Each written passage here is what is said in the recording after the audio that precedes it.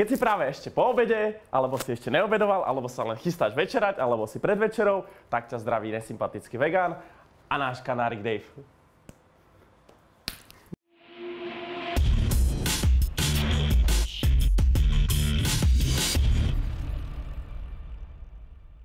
Arigato!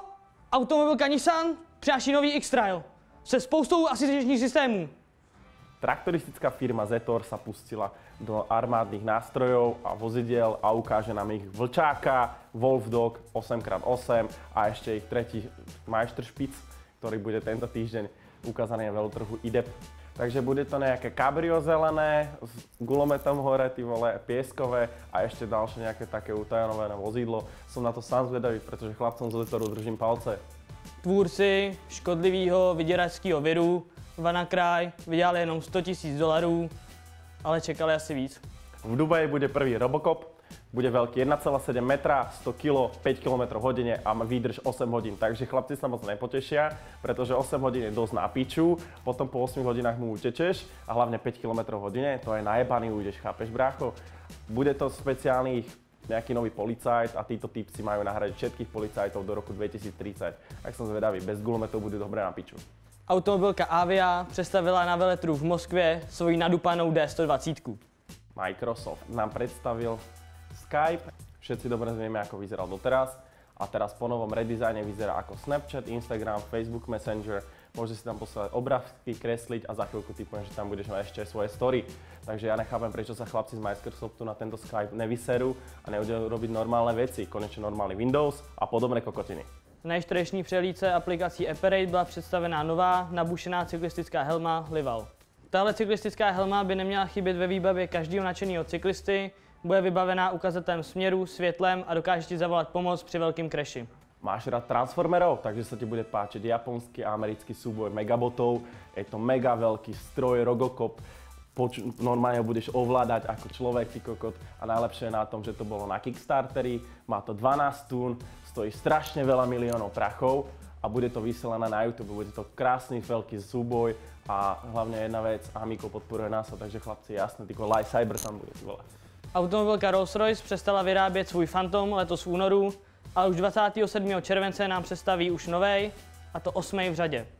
They Are Billions. Čo to je? Je to super hra, kde budeš vlastne bojovať proti zombíkom, čož akože poznáme všetci, lenže teraz to bude o tom, že ty budeš mať svoj barák, kolóniu ľudí a budú na teba útočiť v hordách a ty budeš brániť a stavať a podobné veci. Ale vieš si predstaviť jednu vec, They Are Billions nie je názov iba len tak, bude to o tom, že tam budeš mať fakt 20 000, 100 000, 180 000, 2-3 milióny zombíkov, ktorí budú útočiť v hordách na tvoju kolóniu a ty to budeš musieť obrániť a uchrániť. Môže to byť celkom zaujímavé, pretože komplexne zosynchronizovať toľko rôznych inteligentných akože zombíkov v tomto virtuálnom svete sa nestáva veľmi často. Väčšinou sú to tupé hoveda, ktoré vlastne ťa idú iba rozjebať, nič iné. V nový sérii seriálu Flash se nám představí nový záporák The Tinker. Po úspechu King Konga, Ostrov leviek, tak teraz bude príchod nového filmu King Kong a Godzilla. Chlapče, moje dve najobľúbenejšie príšery vo svete, jak malý som sa s tým hrával, ty kokot. A s kamošovej sestr som hovoril taký Godzilla. Takže ja sa na to teším a bude to super a režisér bude Michael Dougherty, takže ten bol od Krampusa. Myslím, že to bude fajn, teším sa a hlavne kokot King Kong, Godzilla, čo viac potrebuješ do piči. Spectacles brejle od Snapchatu budou dostupný už brzo i v Evropě. Je to teda dost late, ale dočkal ses. Vedci zaznamenali vznik z čiernej diery. Bolo to úplne jednoduché, pozerali jednu veľkú obrovskú hviezdu, ktorá mala vlastne zlyhať a vybuchnúť. Ako supernova nezvládla a vznikla čierna diera. Čierna diera. Na mesiacoch Enceladus a Europa vedci potvrdili jednu teóriu o tom, že to majú byť vodné svety, kde by mala tvoriť toto zmotnenie 98% vody a ostatných prvkov v Mengeleho tabulky. A podľa toho by tam mal byť nárok na život minimálne ako potrava a pokiaľ tam existujú nejaké mikroorganizmy, tak by to malo vyzerať ako pre teba, keď si v cukrárni, že tam máš proste kvantum toho, čo môže zožrať a rásť. Takže v najbližšej dobe sa budú posielať k tomuto zariadeniu sondy. V priebehu nejakých 5-6 rokov by sme to mali vedieť, či sa tam dá vôbec existovať, žiť. Má to byť vlastne unikový plán. Keď si videl Interstellar, tak vieš do piče, o čo sa jedná.